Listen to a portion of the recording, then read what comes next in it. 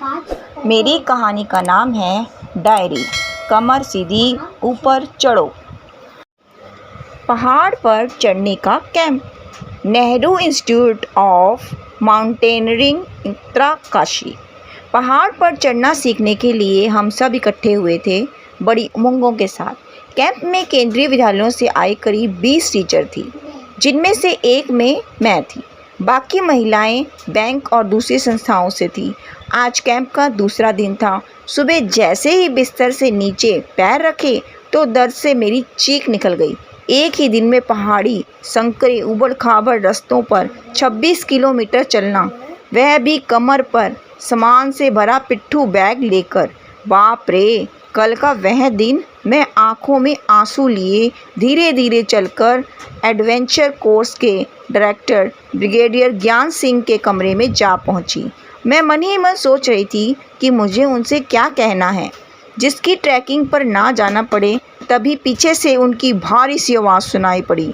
Madam, नाश्ते के समय आप यहाँ क्या कर रही हो? हरी अप, वरना मुझे भूखे ही ट्रेनिंग पर जाना होगा। सर, मेरे आगे के शब्द मेरे मुंह ही रह गए। पैरों में छाले पड़े हैं, चल नहीं सकती, यही कहना चाहती है ना आप? जी सर, यह कोई नई बात नहीं है, जल्दी तैयार हो जाओ। मैं मुंह लटकाए चल दी तैयार होने के लिए। अभी मुड़ी ही थी कि फिर उनकी आवाज़ सुनाई दी। सुनिए मैडम, आप ग्रुप नंबर 7 की लीडर रहेंगी। किसी भी सदस्य को पहाड़ पर चढ़ने में परेशानी होने पर आपको उनकी मदद करनी होगी। पहाड़ों पर लीडर की क्या क्या जिम्मेवारी होती है, यह सबको बताया जा चुका है। एक बड़ी जिम्मेदारी।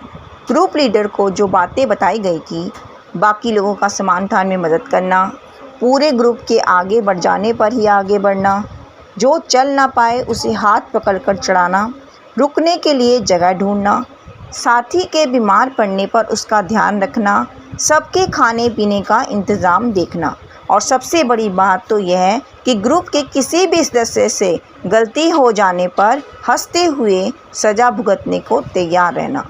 मैं समझ गई कि यहाँ का अनुशासन अपने आप ही अलग ही है। मैं समझ नहीं पा रही थी कि यह सज़ा है या मज़ा। Group number 7।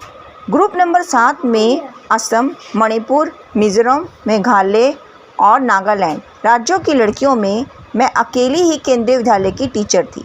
इन सभी से मिलना मुझे अच्छा लगा।